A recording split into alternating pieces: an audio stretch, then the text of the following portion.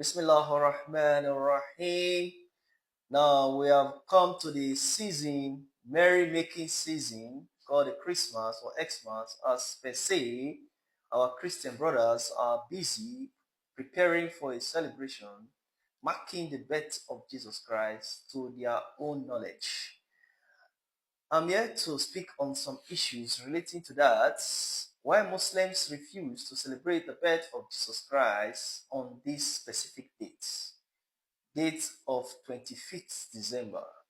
It was recorded in history that this date is not found in the books of the earlier Christians, like the Christians in the first century and the second century. Like in the first century, famous Christians like the Irenaeus in his record never mentioned Christmas. That was around 100 CE to 160 CE.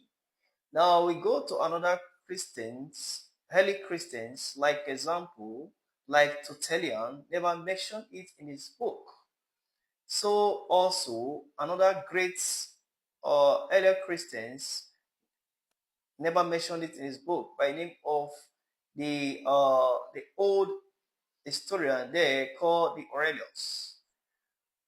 All these are books very old and epic, never recorded in their works the Christmas Day as 25th December, never mentioned about the birth of Jesus Christ to be celebrated. But why today, nationwide, people gathered or people celebrate a day marking the birth of Christ?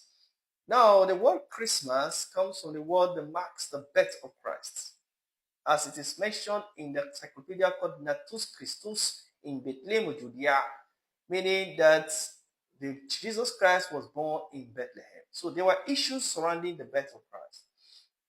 Now, what really happened on December 25th? Was it actually the birth of Christ? No. Because in the Bible, we look from example, book of Matthew chapter 2 from 1 to 9 and from 10, 11, 12 talks about a child is born or a king is born in Bethlehem. And it was born by a virgin, Mary. And he was born in manger, according to the book of Luke.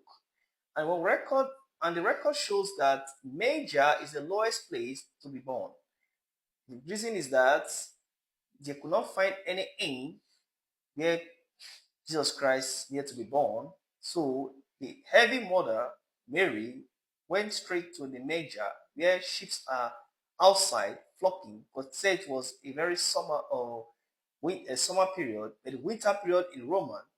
Sorry, a summer period, a summer period, a winter period in Roman. So that period, they would go out because the heat was too much, and they would go down to eat, to stay, to take some cool air because of the heavy heat in the day. That shows that it wasn't 25th December. Probably it was before then. Probably said it was Augustus. Some said it was Famenon. Some said it was Famoti. Now, these are records. Like when we say Famoti, we talk about April 21. Some said it was Famenon. That is the Egyptian moon, full moon, called the Passion. So it's around probably May or March. Some said the March said it was around the one of the birth of Jesus Christ. In that era that Jesus Christ was born. Nobody mentioned December 25th. That was why in the book of Aurelius, recorded a very Clement, a very good theologian, a Christian scholar of the mid second to third century after the departure of Christ to the heavenly abode. He recorded in his book mentioning some dates that he said they were disputing the birth of Christ, the birthday of Christ. Some say it was on the Passion, that's the Egyptian full moon, around May. Some say it was Famenon, March. Some say it was Famento. That Famento it means April 21. Nobody mentioned December. Some say it was Augustus. That's 25th of Augustus. That is on the 20th August and so. Then everybody mentioned December 25th. So how come the birthday happened to be December 25th? Yes, we trace back in history that in Roman winter period, they had a festival which is known as the Festival of Saturnalia. Saturnalia, it's a celebration dedicated to a god called the Mitra. It is said to be the god of the highest horizons of the sun.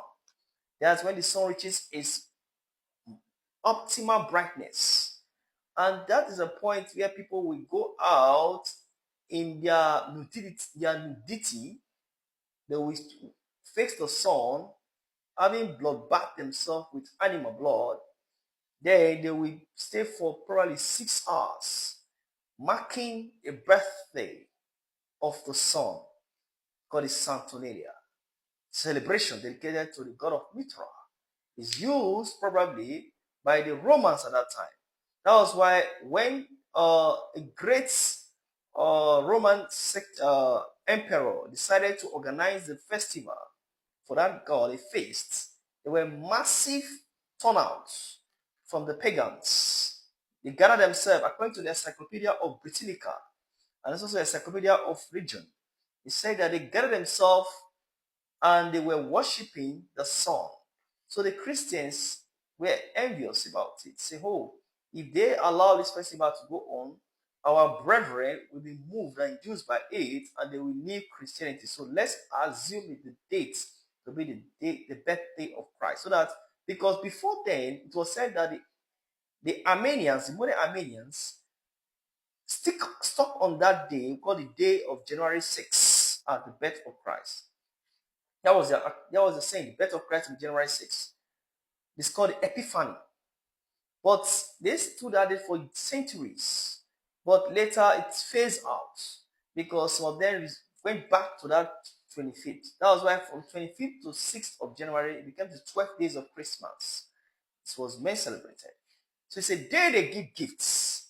The day they celebrate, they dance, they eat, and marry themselves. So, but it is not proper for a Christian, a devoted one, or a Muslim to partake on that day because it's a day of pagan worship. So that's why we exclude ourselves from that day, not worshiping pagan, because I don't want to associate myself with pagan worshiping. Not that we do not honor Christ. The Quran mentions that we should honor Christ. Found in Surah Al-Imran, chapter 3 of the Quran, verse 45. The blessing came from heaven to the household of Mary, as it says in that verse. Call a malaikatu, not one angel, all the angels says. Call a malaikatu, Ya Maria, oh Maria, Inna Allah yubashiruki bi kalimati is minhu. That, oh Mary, that Allah has come with a glad tidings of a word from himself to you. And he continued to say that Ismuhu means Masihu, Isa, that his name is the Messiah, Isa, your son, Ibn Maryam, your son, Maryam. He said, Wajjiha fi dunya wa akhirah. It will be honor in this life and the hereafter. Our min al-mukarrabin is among the closest of those to Allah subhanahu wa ta'ala. So it shows that we honor Isa in this life and hereafter. Isa alayhi salam will be honored. Karamallahu wajah. When we mention Isa alayhi salam, we say Karamallahu wajah alayhi salam. His face is bright and beautiful, honored, because Isa alayhi salam is one of the greatest of our messengers. He has a magnificent etiquette on life, in this life. He lived a good life and is a role model for us to follow.